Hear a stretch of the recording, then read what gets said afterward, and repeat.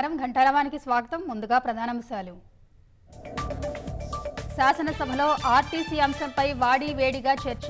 విపక్షాల వాయిదా తీర్మానం తిరస్కరించిన సభాపతి.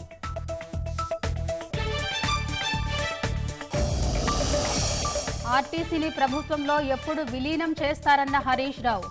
కార్మికులపై భారాస నేతలది మొసలి కన్నీరని పొన్నం వ్యాఖ్య.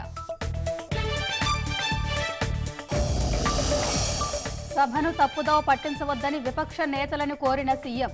ఆర్టీసీని ఆదుకునేందుకు ప్రభుత్వం నిర్దిష్ట ప్రణాళికతో ఉందని వెల్లడి. బంగారం, వెండి ధరలు తగ్గడంతో కొనుగోలుదారులు హర్షం. పెళ్లిళ్ల సీజన్ కావడంతో అమ్మకాలు పెరుగుతాయన్న వ్యాపారులు.